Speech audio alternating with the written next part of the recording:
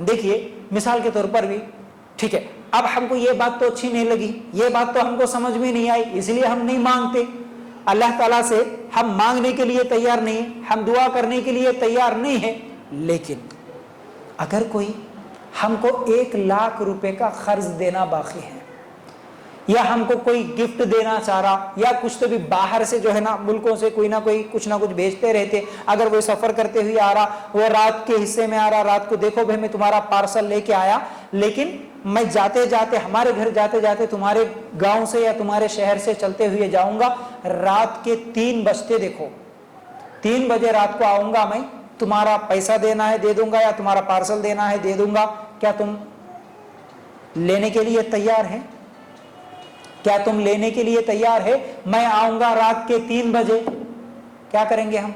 نہیں جی ہم گہری نیند میں رہتے، ہمارے سے نہیں ہوتا، تم لے کے چلے جاؤ، ہمیشہ کے بعد میں لیتے کوئی بولتے؟ اب ماں کب سے کہ دیتے دیتے دیتے بول رہے انہوں، کیا بھیجے کہ کیا ہے کہ پارسل میں کب دیکھنا بول کے انتظار کر رہے، 3 بجے بولے تو الارم رکھ کے بھی نہیں سوتے ہم، اگر سو گئے الارم بجا اس کے بعد بھی نہیں جاگے تو مس ہو جاتا، پھر پریشانی ہوتی، پوری رات جاگیں گے لیکن 3 بجنے کے بعد سو جائیں گے، وہ لینے کے بعد کوئی مسئلہ نہیں، پوری رات جاگیں گے کوئی مسئلہ نہیں۔ 1,00,000 روپے یا یہ کوئی پارسل یا کوئی گفٹ لینا تو دور کی بات، ہم تو صرف ایک ٹائم کی بریانی کھانے کے لیے رات کے 2 بجا دیتے ہیں، نہیں؟ ہماری شادیاں،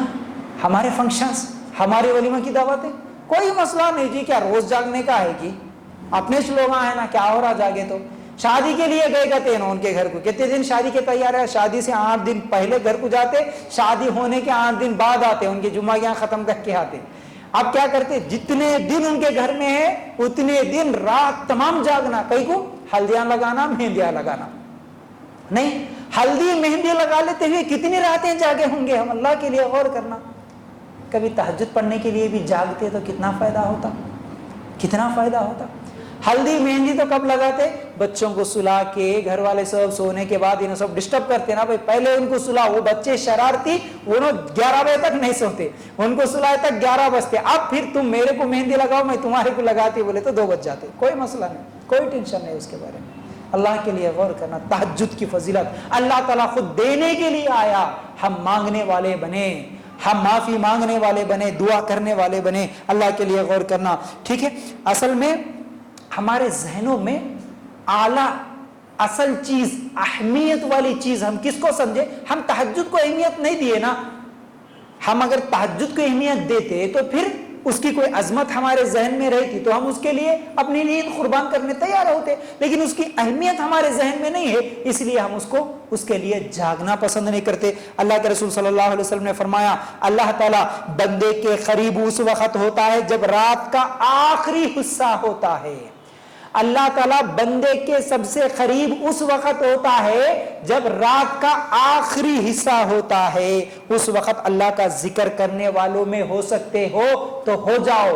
اللہ کے ذکر کرنے والے بن سکتے ہو تو بن جاؤ، بولے اللہ کے رسول صلی اللہ علیہ وسلم۔ ترمذی کی روایت ہے، اللہ تعالیٰ بندے کے قریب ہوتا اس وقت، کتنی بڑی بات ہے۔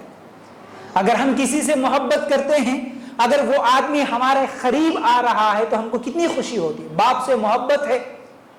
کسی کو شوہر سے محبت ہے، کسی کو بچوں سے محبت ہے، کسی کو بھائی سے محبت ہے، بہت دنوں کے بعد باپ ملنے کے لیے آ رہا، بہت دنوں کے بعد، کئی سالوں کے بعد اگر بیٹا ملنے کے لیے آ رہا، بھائی ملنے کے لیے آ رہا، کتنی خوشی ہوتی۔